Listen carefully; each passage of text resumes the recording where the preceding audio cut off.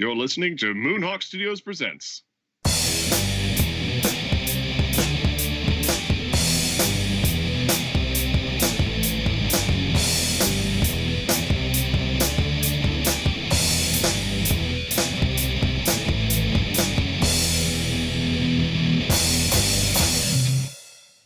All right, welcome to another edition of Moonhawk Studios Presents. I am your host, Mac Paladin. And with me in the studio, as always, is my good friend Adam. Hello. Betty fans hanging around here somewhere. They have me shackled to a computer. Send help. The Gollix is lurking in the bushes. Who told you that? This little mirror that I've got hanging outside the window. No. And Twilight Winter is also still sitting in on the microphone, keeping it warm. Aye. We still are minus one elemental ogre, but hopefully he will be joining us within the coming weeks. We have some big announcements coming up, but before we get to that, let's go ahead and start the news. Adam? Well, it's been a busy week for Fragments. You sound like you're in a bucket. What happened? You sound like you're in a bucket. How about now? You sound closer to the microphone now. Proceed. Well, it's been a busy week on Fragments. We had our first European interview of the season. So we did a show on Tuesday. Just wrapped up a show now, and keeps us busy. Mm-hmm. Let's see. It's like nothing too much in specifics that have changed. Like we're still chugging along with the Twitch era.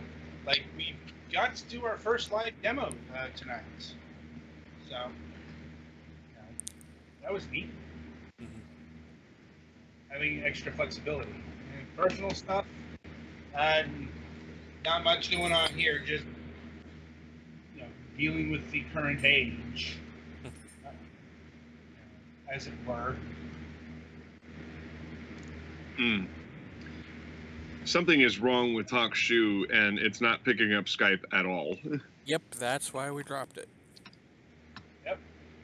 Yeah, that's actually Awesome. pretty much what was happening with why we didn't use TalkShoe anymore, was that after like the first few seconds of a call, it just stopped. That's amazing. Yeah, I'm like, So good to know it's not fixed yet. I'm like, I have no idea why that started happening, but it started happening on our show. Yeah, I don't think we all want to call in on our phones to do the podcast.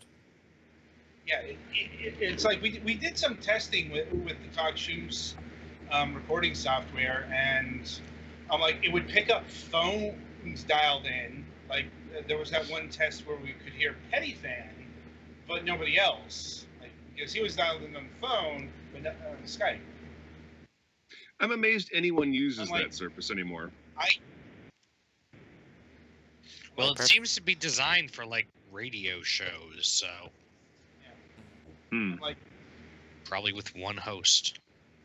yeah, so I'm guessing TalkShoe viability for any of our recording endeavors is out the window now. Pretty much, and that's sad because it had that automatic aggregation service, so... Oh well. I can help you with that. Yeah, I'm like, you can do what we've been doing on our program. See, no, guys, you guys give me automatic aggravation. That's a different thing. All right, fine. Figure it out yourself, asshole. Oh, come on. Not negate my attempts at comedy here, okay? They are so few and far between. Anyway. It's like, I think you're mispronouncing that word. I'm sorry, Adam. Did you have anything else? Anyway, it kind of got sidetracked there. Let's see. The show was in the news this morning because of some Switch stuff. Nothing too major, but official stances are still news. Let's put it that way. When you dangle meat in front of a news source's face, generally they jump at it. Sometimes they don't. You know, it's like you'd be surprised. Mm-hmm. Right? Sometimes they don't jump. Anyway, that's about it from my end. Petty Fan, you go. Not a whole lot's been going on over here. Just been kind of getting the tech stuff sorted out for the shows, so everything's not burning down around us. I see. Been trying to finish Digimon Story Cyber Sleuth because the new Digimon game is coming out next week, and I'd like to see about getting that. And also been playing games for Fragments. So yeah, extremely uneventful. Uneventful. I can speak in words. Words are hard, man. Yeah, man. Anyway, next. Okay. All right, Golix, what have you got? Well, I'm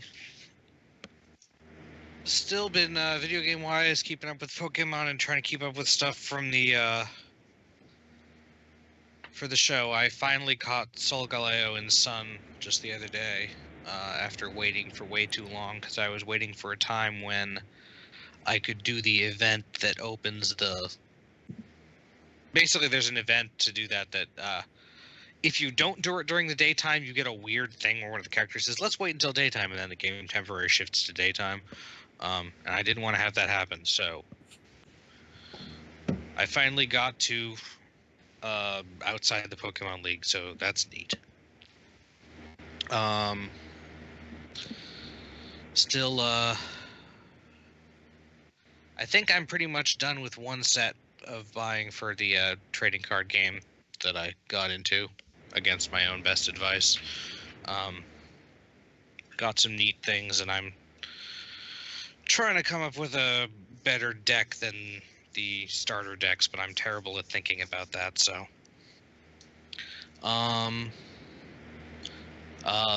We had work off yesterday because of inclement weather.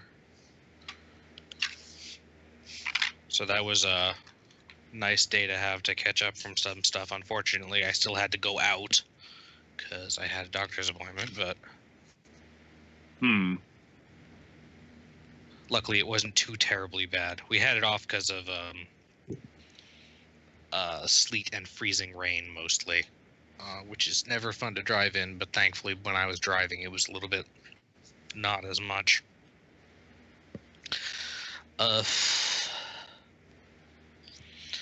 Yeah, sorry for being boring, but I guess that's about all I have for this week. Don't know anything about it.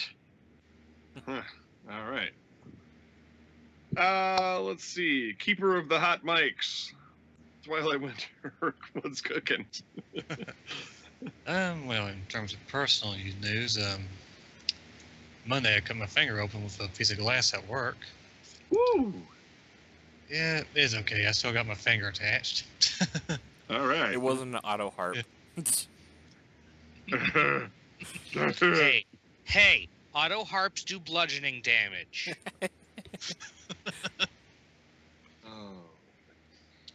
Well, besides that, in terms of games, still. Did you buy the auto harp to hit you? So I could smash it into a million pieces. No. Well, That expected. That was a music maker. I was about to say, did you really buy it? Out of spite? I didn't have $400. Anyway, in terms of games, I've been playing games for the show. Still playing Final Fantasy XIV. Neglected to mention Fragments that I plan on buying Tales of Vesperia tomorrow. Oh man. Yeah, does I've heard mostly good things about that, I think. I've been hearing good things about it. I have some friends who've been playing it. I just hope the PC port is good. I'm gonna see about getting the PS4 version because Bandai Namco does not have the best record with PC ports. Yeah, I'll probably hold off before I actually get it. Yeah, neither does Namco Bandai. Yeah. That doesn't exist anymore. What is it, Namco Studios or whatever? No, it's Bandai Namco Entertainment Worldwide. Ah, I just call them Bamco. Yeah, a lot of people do. That's what the Japanese do. Mhm. Well, that's I'm done with exciting. my news. okay.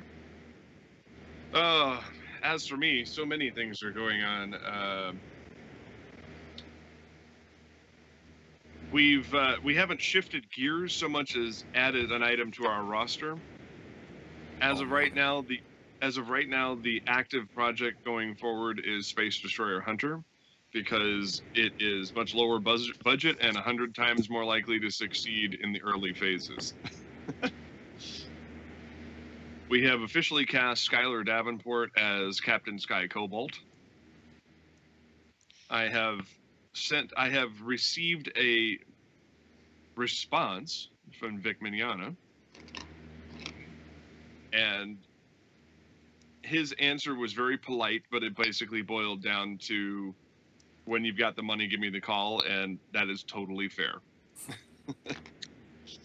Because I'm sure everybody and their brother wants him to endorse their crowdfunding project. Vic Mignogna. Exactly. So pretty much what I expected there, and I'm actually very pleased with that. Now that you know you Because- people are weird, what the hell are you trying to do? Right. Yeah. Well, like I said, and I have to say this over and over again because I want to make sure that nobody picks up any other message from this, and that is, I fully expected this, and it's completely industry standard, especially for somebody of his caliber. Mhm. So, you know, but it's actually a ray of hope, because it means that at least he's willing to listen. So, Hey, It means that if you hear a get the no? money, huh? You didn't hear a no. You heard a. Exactly. The other thing is, we have confirmed our friend Leon Saunders, who played Jono Ardennes in The Death of Perseus. I say played because he's recorded all of his parts, so there's nothing new for him to do yet. He will also be playing Gunnar Kamala Brill in Space Destroyer Hunter, because I want to actually give this young man some shit to do. He had like 5 good lines in Death of Perseus, even though the character of Ardennes is a major member of the ensemble cast. And we kind of have the same scenario in the pilot of Space Destroyer Hunter, where he's got like 5 major lines of dialogue. So he'll be playing Kamala Brill, and he'll also be playing Grisalan Captain, who has some kind of, death to the Star Alliance, type line, which is kind of hilarious. Actually, he has a few lines. He taunts one of our characters. I won't get into specifics, but because the episode is barely in pre-production right now. I am approaching a few other actors. I'm hoping to get Kaylee Mills to play Commander Felterra. I have reached out to every avenue that I know of to try and reconfirm Amber Lee Connors to play Lieutenant Commander Faria. And David J.G. Doyle, our friend and player of Mr. Sorthak on Starship Moonhawk, is rattling some trees to try to get me a conversation with Quentin Flynn to play Lieutenant Hasrith. Now, for those of you who are not up on voice actor names, Quentin Flynn, I believe I've mentioned on the podcast before, but to reiterate, he is the voice of Raiden in Metal Gear Solid 2, 4, and Metal Gear Rising.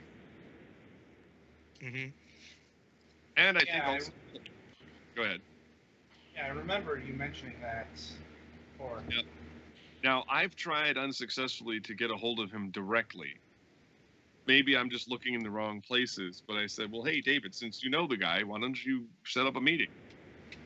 so I can talk to him seriously about what we're planning on doing.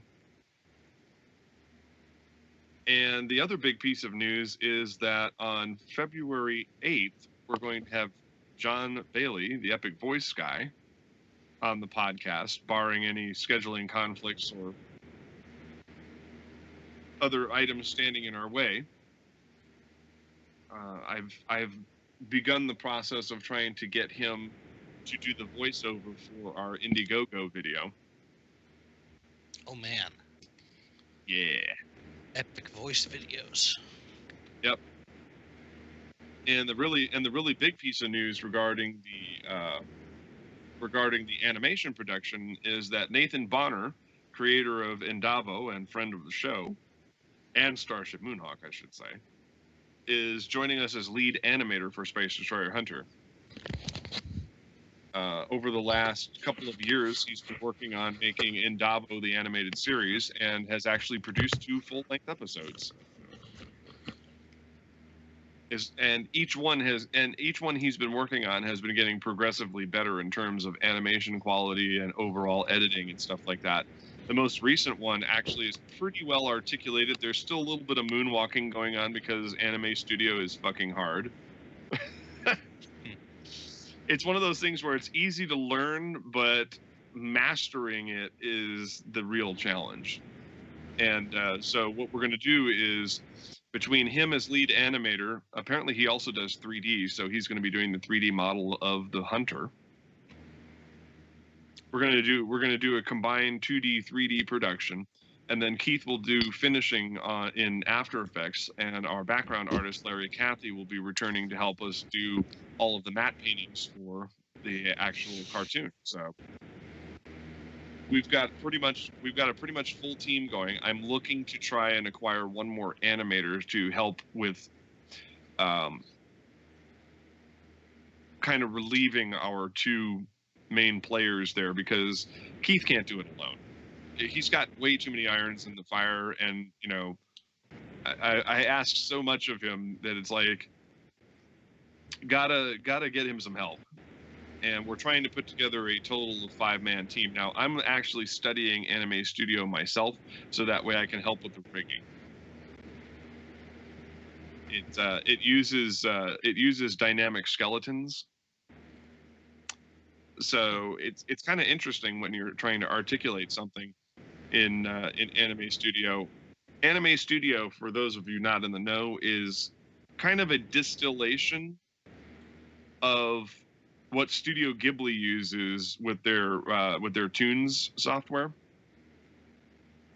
And they released an open source version of it called OpenToons that was freely available to the general public. Now, what Anime Studio does is it gives the tools for people who previously had no formal training in animation the ability to actually make their own animated features. Obviously, there is a wide range of skills out there, and artistic talent is a major factor in all of this. Nonetheless, I think we've got a pretty good team, especially since Nathan is pretty well versed in how to rig things up in Anime Studio, so the rest of the team will mainly be putting the spit, shine, and polish on the whole thing. So that way, he can just do the main thing, and then then the rest of us can work together to smooth things out. Which means I have to do all new character sheets, because the designs that Grace Allison provided when she did the illustration work for the graphic novel is not really the style we want to use. We want to lean a little more towards anime.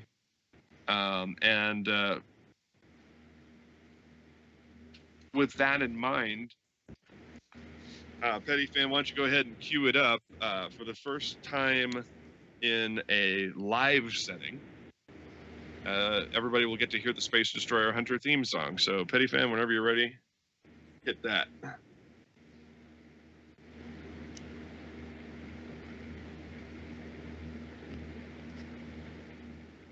Hold on, it's telling me I need to download it.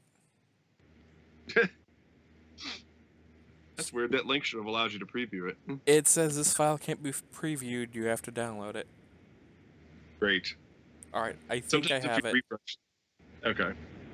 So give me a couple seconds. Something something live something something.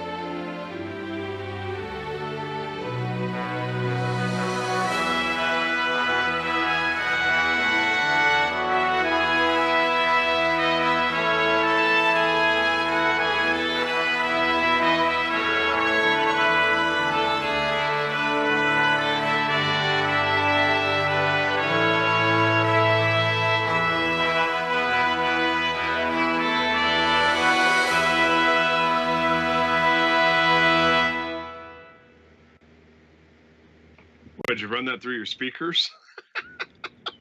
No, that was run through stereo mix. I thought That's it sounded weird. good. That was weird on my end. It sounded like somebody put their microphone in front of their speakers. It did sound a little bit like the old-fashioned TV. Like it might not, like speaker fidelity might have been. Well, the important part is it came through clear on the broadcast out.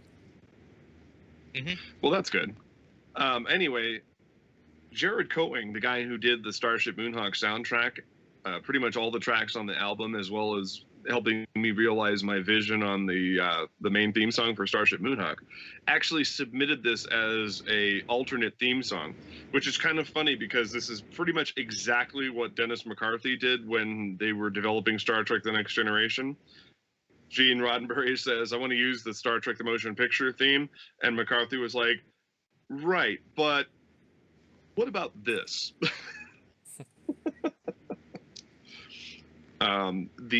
The alternate theme song that he provided was available on the soundtrack album for Encounter at Farpoint at the very end, and also was the primary movements in that theme song became Picard's theme during the first season, which is kind of an interesting factoid. But yeah, Jared submitted this to me, and I was like, right, but I don't want a different theme song. I gave you one that we worked on for like months, and he's like, right, but just as an alternate. And I'm like, you don't like the theme song, do you? And he goes, no, not really. And I said, okay, well, here's the deal. We're gonna keep my theme song, but I'm gonna buy this one anyway, because I need something that is somewhat uplifting for, it's like for victory scenes and stuff like that. So I've had this track, and it's part of the soundtrack album, and it's called Soaring Dreams. That's the name I officially gave it. And I was listening to it, and I was like, this would be the perfect theme song for the alternate show. And what's kind of funny, it was. Yep. So I officially released it on Facebook a few days ago, and said this is the theme song to Space Destroyer Hunter, and that's what we're going to go forward with. So the crowdfunding event is going to start officially on February 14th. So I'm trying to get all the players in place. As I said, I'm trying to get John Bailey to do the narration for the Indiegogo video, and if we can get that done in time, then we will launch on Valentine's Day and try to raise. We're gonna set the floor at $10,000, and then the ceiling obviously is the sky is the limit. But we would probably be better off if we could get at least $15,000. Mm-hmm. Now, this is no minor undertaking. When our last major Kickstarter ended up landing only $538 out of the intended $1,500 budget, and we're still not done with the audiobook. We've had some issues with actors dropping in and out of the project. We needed retakes. People became unavailable. Keith and I need to work on narration, which is a metric ton of stuff. For a book, I would imagine. Well, I mean, it's a 31-page mini novella, but at the same time, narration is a lot of exposition. There's a ton of it in the book, and we're trying to decide whether or not to pare it down to the bare essentials in script format and redo that. And plus, of course, keep in mind, we are still working concurrently on Starship Moonhawk, The Death of Perseus. The problem is that realistically, in order to get that made, we need to set our minimum budget, the floor, at about $60,000. Since we have no credits and thus far no credibility so far with major productions, it's going to be really hard to convince private investors to come along for an untested, untried producer and back our project, no matter how awesome it sounds. I've just, it's like within the last month, I found the animation studio, and we've been working on this for 2 years. So it's a pretty big deal. All right, let's get to the other part. We're going to do a little bit of a introduction tonight. We've been talking for ages about doing a political podcast, and Adam came to me with a proposed title, and I think I like it, and we're going to go with it. Now or should we wait? Yeah, I said to hell with it. Let's talk about it now, because I've got nothing else to talk about on the show. I've covered all my major announcements. All right. Well, the name we're going with is The Last News Desk on the Left. Right. It's like... Get it? It's a double meaning. At least. Well, oddly enough, I was inspired by... Last House on the Left. Oh my god. That's pretty amazing. Influence is influence. Mm-hmm. But yeah, it's like, well, if you remember last season, we got very heavy into the politics. Little bit. Right. And had we recorded the pre-show tonight, you would have gotten a sampling of the kind of reporting we'll be doing on this podcast. No shit. Yeah, it's like, well, politics is one of our favorite subjects. Mm-hmm. Right? Now, it's just, MSP is a general entertainment show, not a politics show. Right. And given that, we're not going to be shutting up about politics anytime soon, it made sense to, spin this off into a new direction. Right. And, given the name of the show, yes, it's going to slant left. Mm-hmm. It's not, we're not looking at, say, the Young Turks or, Bill Maher or anything like that, but, No, that would be impossible because I'm a left-leaning libertarian, so I don't even know how that works half the time, but I have this thing called compassion and empathy, so The fuck is Well, that? you're an example of that weird thing that used to exist in this country of people whose social and economic perspectives do not line up with the same quote-unquote party necessarily. Yeah, you mean decorum, empathy, Right. basic emotions that aren't Beep boop Great. does not compute. that isn't bile-induced rage. You know, Rand Paul wants to call it compassionate libertarianism, but he wouldn't know compassionate libertarianism if it kicked him in the left testicle. He's a corporate shill and a charlatan. I'll come right out and say that. Me, I go for something that I call social libertarianism, which means that I believe in things, in basic programs like infrastructure, the environment, the social safety net does have its place because it's not actually a gimme. It is paid for by our taxpayer dollars. It is something. It is not an entitlement. It is a program that we all have been paying into for all of our adult working lives. So it's not like it's a handout from the government. It's our own goddamn money. We're entitled to it.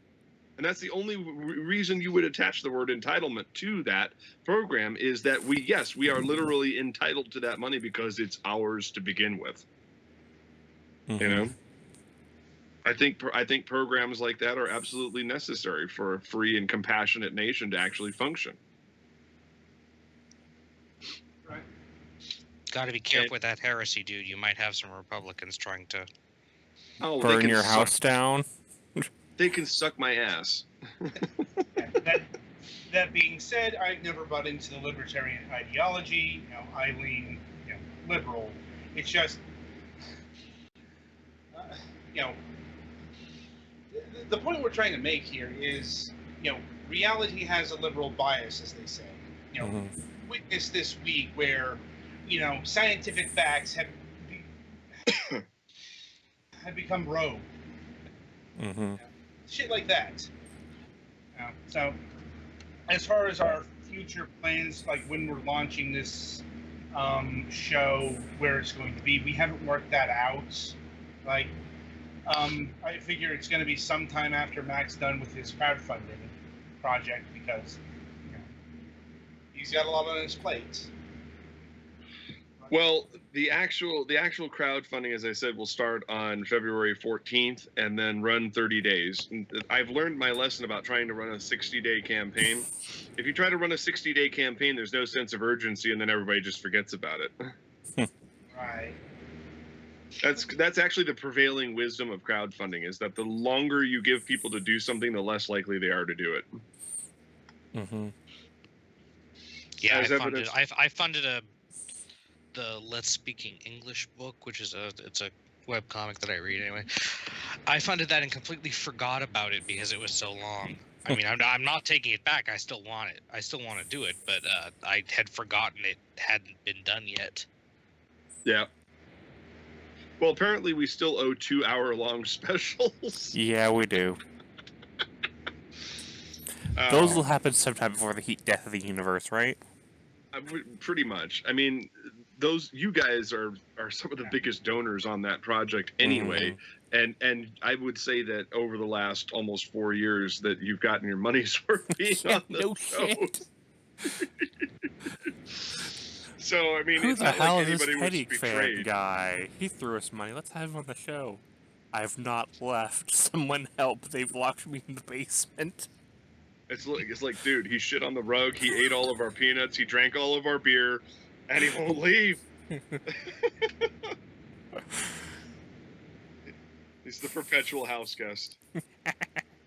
And now I'm running your tech. That's right. That's right. Bad credit, no credit. That's right. I'm croaking over here. Don't die, we need you. Oh, God. Well, of all the times not to have a cough button, right? Oh, do you really need one when you're... Well, okay, so on the subject of the shows, I'm still trying to figure out the technology necessary to actually have a soundboard, so that way I can put in, the Price is Right, lose noise and stuff like that. I know everybody in this room is not thrilled about that prospect, but it's like every show worth a shit has sound effects. Mm-hmm. Well, it's more that we're not sure if we can trust you to use them sparingly. No offense, Mac, but Well, during those couple of shows, I did go a little overboard because I was sampling the whole board and we had nothing else to talk about. I think a little might be the understatement of the fucking year. you're kind of like my dad. He got a soundboard at the office Yankee Swap one year, and everyone regretted that. Well, I want to pare it down to about 9 different sounds. Mm-hmm. So that way it's not crazy. I mean, there's a lot of stuff that, like, morning radio shows are always insane, and so they'll have things queued up ahead of time because a lot of it is scripted. So we're not going to have that luxury of just having things at our fingertips that work out perfectly like that. Yeah. Especially because the way my setup is, if I were to do it, I have to switch between stereo mix and stuff, and that's just a pain in the ass. Right. I wish my Avid M-Box Mini didn't go defunct, because this was a nice piece of equipment. I just never figured out how to use it properly. Supposedly, it should combine the channels together into the stereo input, and it just never did that. Or it's just not Mac compatible. No, it has Mac software. That's not... Well, which Mac are we talking about? Me or the computer? Yes. There you go.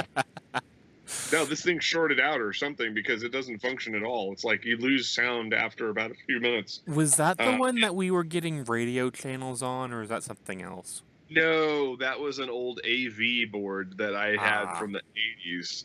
And that would have worked fine because it's an analog mixer, so it's really hard to fuck that up. And then we were like, last time you used it, we were like getting a basketball game or something like that. That was hilarious. yes, it was. Yeah. The real reason we were able to save the captain was because I cross-circuited to B. Jesus. But yeah, this was a nice piece of equipment. Avid actually makes good stuff. The problem was that it was because I was using the USB to power it, it kept trying to route all of the sound equipment through the USB. So it wasn't mixing properly through the analog ports. Because I've read up on this online, and it's like, yep, if you do it this way and that, do this thing and that thing. I just don't know how to power it because I never got, it's a used piece of equipment, so I never got a power brick with it. And if I had, then we wouldn't have probably had this problem with it forcing me to use the USB functionality. Hell, the device might even work if I don't use USB. It's just weird. And I had to use those crappy analog headphones too, so the hell with it. Into the flames. I gotta say though, I'm pretty excited about the fact that we might have John Bailey on the show because we haven't had much in the way of guests on this program for a very, very long time. No, I can't even remember the last show we had a guest on. Brandon. I think the last attempt we had at a guest, they bailed. No, I think it was Kristen McGuire, the voice actress. Could have been like, what was that, season 10? Well, that was after I went to A-Kon last year. Right. Season 11. Like I said, season 11 went on for so long, it just, wow. Yeah, with all the delays and postponed shows and all that stuff, it took a hell of a lot longer than 22 weeks to get it done, that's for sure. Yeah. Like, I'm hoping that doesn't happen this season. I don't think so. I mean, I had a moment where I was like, all right, I'm going to go to the east side and talk to Bill Long. It's always dicey going and talking to your cohorts at their place of employment. because I'll be the first to admit that's pretty stalkerish. Hey, buddy, you want some candy? I mean, we can talk business. Well, but I did have a valid excuse. I mean, even though I have a Nordstrom's rack right across the street from me, they didn't have the kind of shoes that I wanted, so they didn't have a good selection. They didn't have a good clearance selection because. And now we're gonna get boring. This time on Mac Paladin's Fashion Week, yeah, I was over at the thrift store and I found these pants for $6, and they're just great because they're monochromatic. That makes pants great. He's being funny. Well, attempting. Well, you should But try looks aren't harder. everything. Yeah, but looks aren't everything. Me and my radio face. I ended up getting myself a nice pair of size 15 Converses. I have never worn Converses in my life, and for being supposedly shitty shoes, they're actually extraordinarily comfortable. You mean the standard Chucks or something special? These are the Converse All Stars. Yeah. Yep. High top or low top? Low. Yeah, I had those once. They're pretty comfortable. I did a bunch of walk. They don't have huge arch support, but that's okay. I have stock in Dr. Scholl's. I'm over there, and I'm over at Walgreens, and they're like, "Well, which kind of gel inserts are you looking for?" Yes, give them all to me. Hell, even my, it's hot as balls and my feet are sweating. Dr. Scholl, my sweat sandals for the summertime have Dr. Scholl's gel inserts in them. They're Wait, actually. how do you do that? Super glue. No, it's actually built into the soles. Mm. Oh, okay. The interior of the sandal shoe is actually a Dr. Scholl's insert. It's like permanently attached to the sole. Wait, So I'm you mean a gelling- ginger has a soul? What the fuck? Not SOUL, SOLE. Ah, you still Get have... your homonym straight. I'm going to let you in on a little secret. None of us have souls. We're all doomed to oblivion. So, good luck with that. Oh, Speak for yourself. Speak for yourself. I'm going to live forever.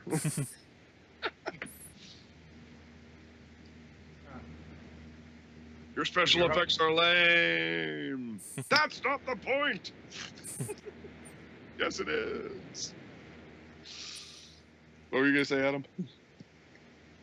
So you're hoping, preserving personality is a thing. I'm not sure if that's the same as living forever.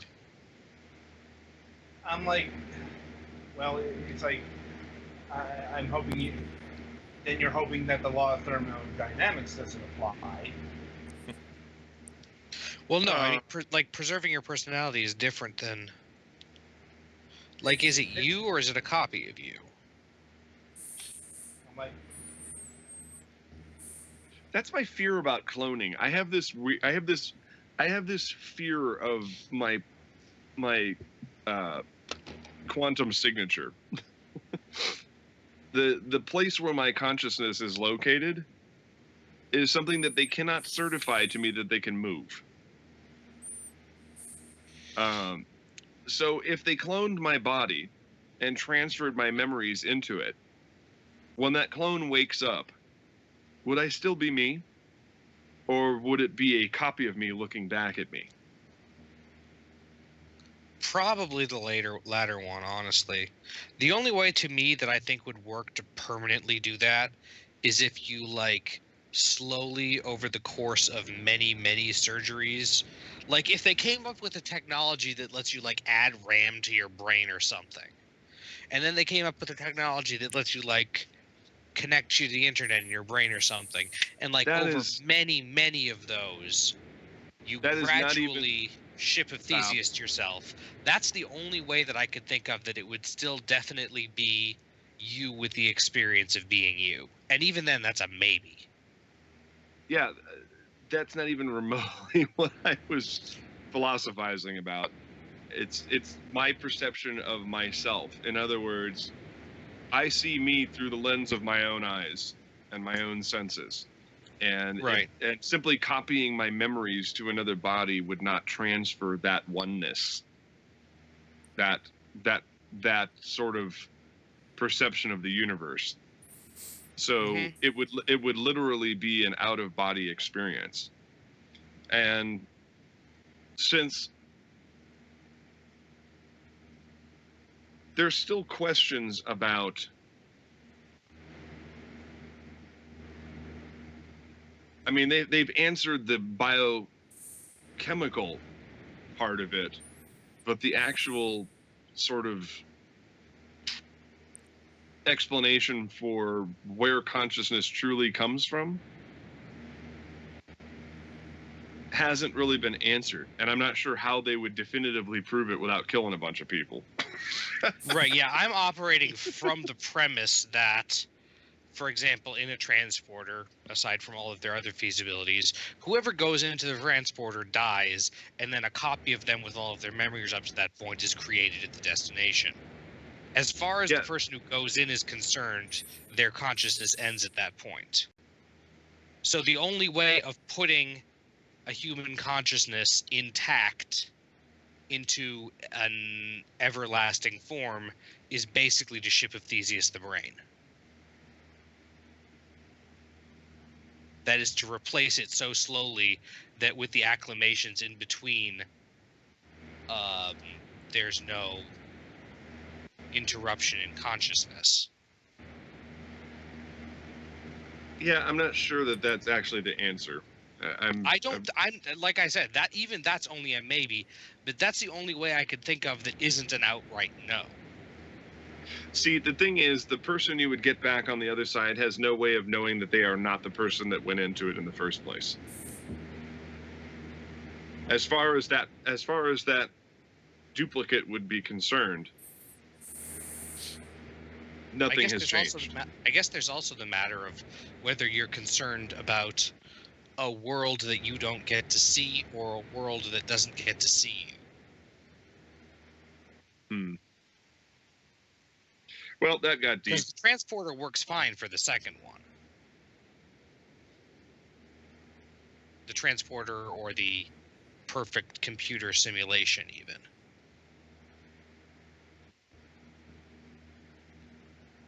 But the world that you don't get to see is harder to prevent.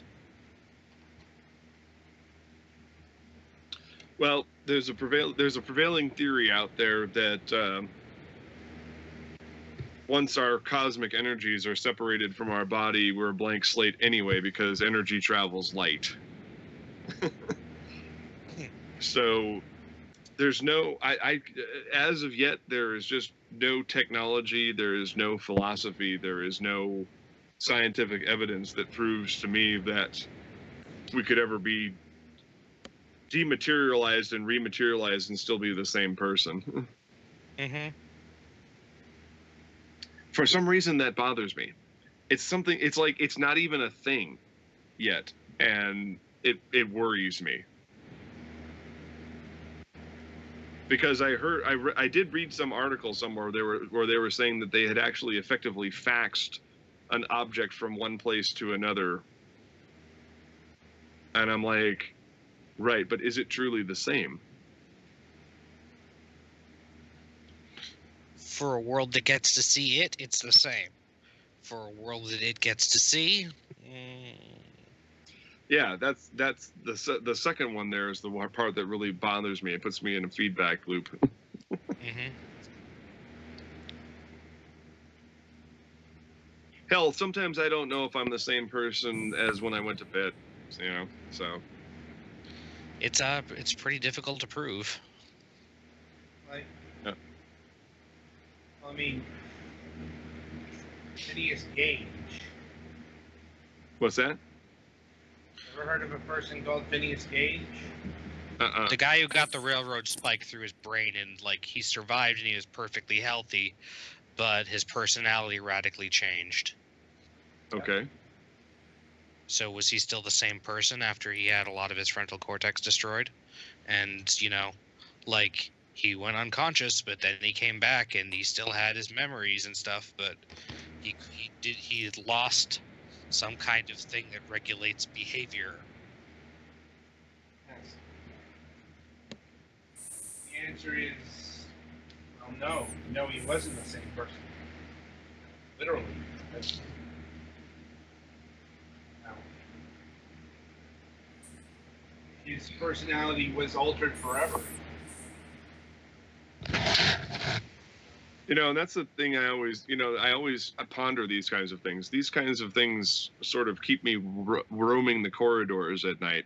When you talk about brain dysfunction and Alzheimer's and stuff like that, it's like, if we do have an eternal soul and we do travel to another plane of existence beyond this one, will we return to the person we were before mental dysfunction?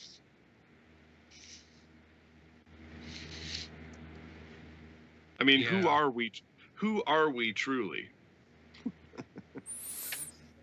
That is the great philosophical metaphysical debate.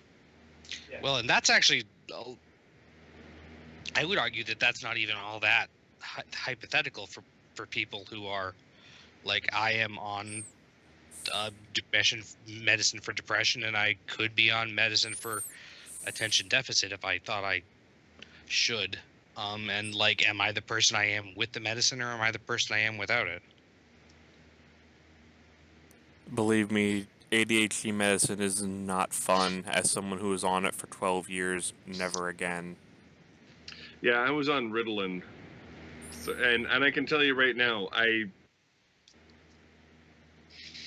that's not quite the same.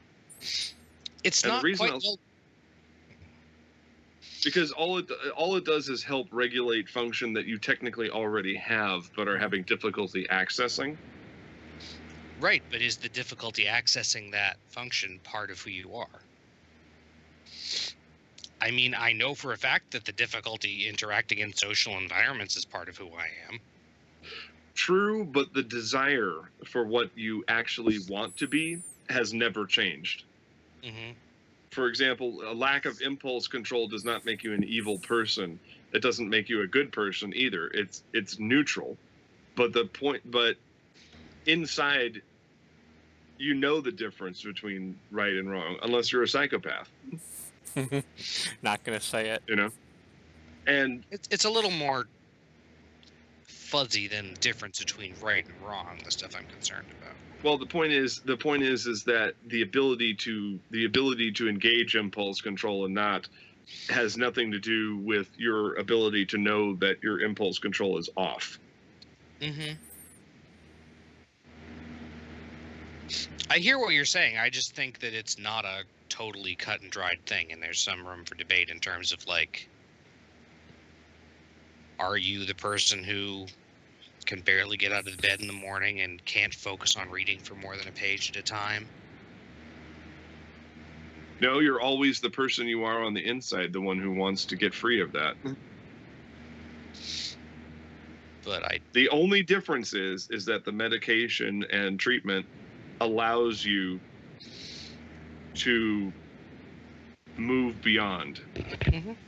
No, and I'm happy with the medication I'm on, but I'm considering for the depression. But I'm thinking about that's the getting out of bed in the morning. Although still, Yeah, but no depressed person or no person with impulse control issues, no person with anger management issues is thinking, boy, gee willikers, I really just want to be angry today, or I really want to be fucked up, or I want to be depressed, or I want to be this, I want to be that. Everybody's thinking, boy, I wish I could do that thing, or I wish I could control that thing, I wish I could do that thing.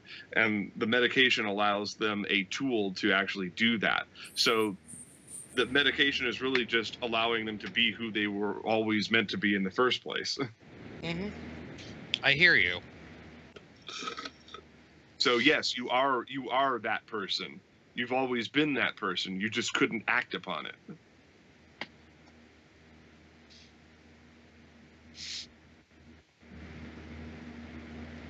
Before we start invoking Godwin's law. or having war outright declared on us by the Scientologists. Yeah. If only Adolf Hitler had Adderall.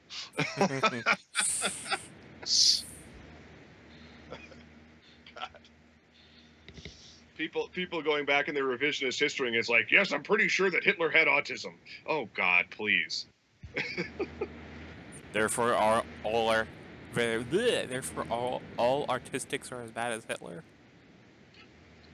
Ah, yes. Thank you for the false equivalency. Somebody was probably gonna make it. Can we engage in straw man argument before the night is done? Give it time. Give it time. Adam, you've been somewhat quiet on this. Don't really have much to say. No. Mm.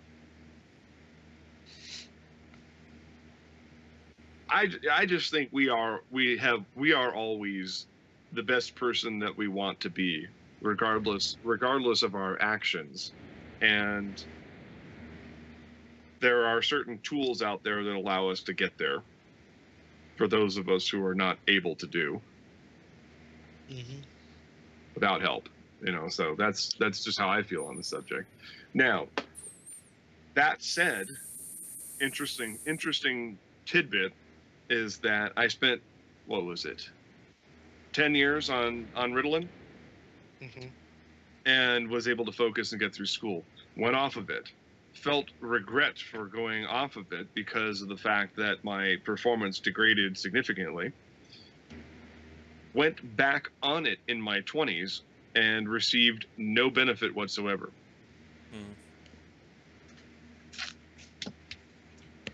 Something changed.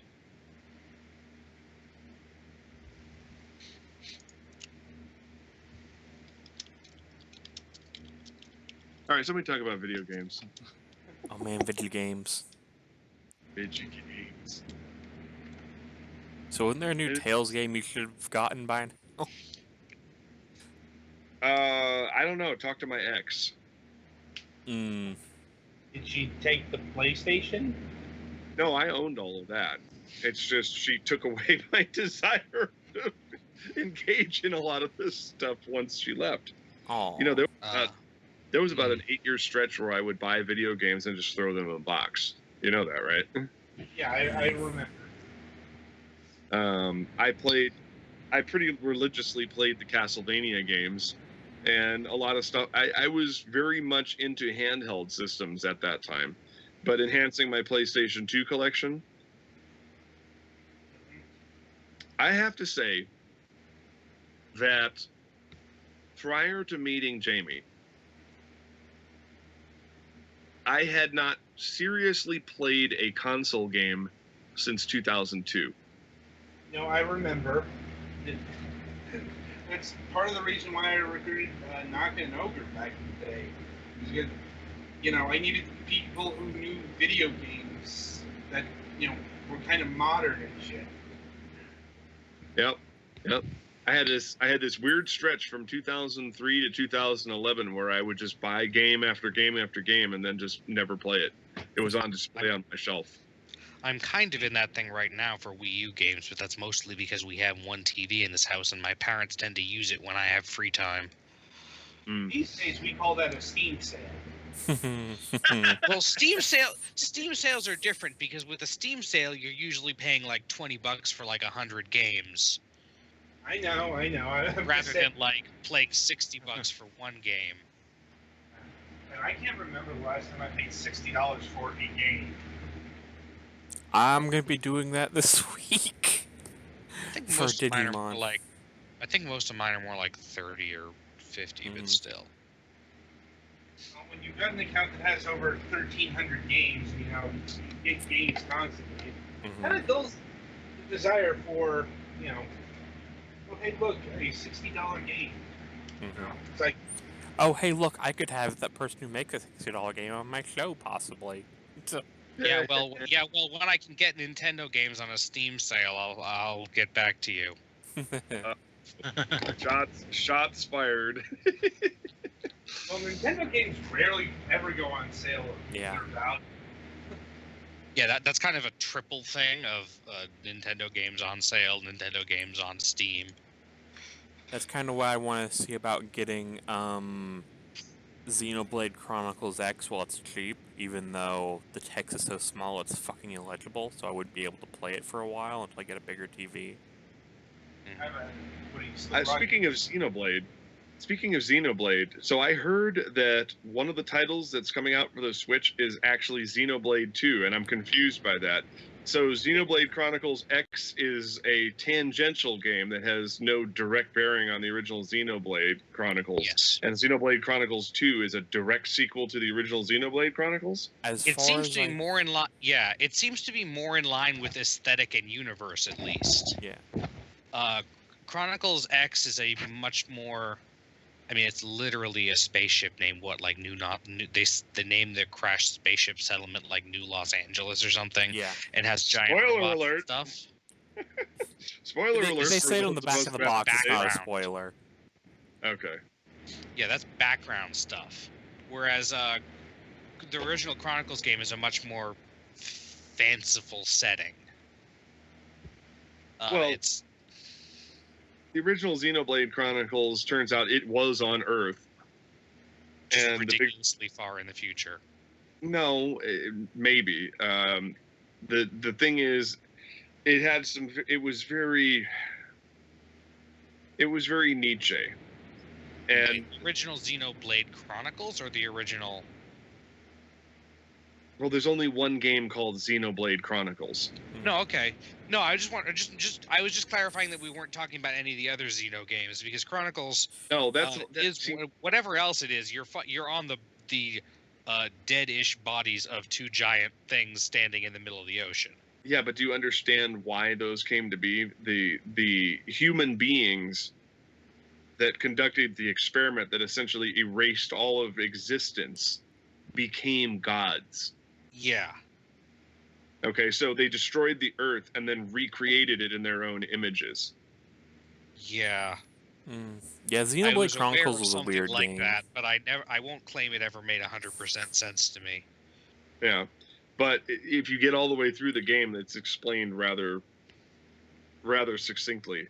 You know that okay, you're on the the only place to live is on the bodies of these dead gods, but the gods aren't actually dead. They just They're- one of them is one of them. At least one of them.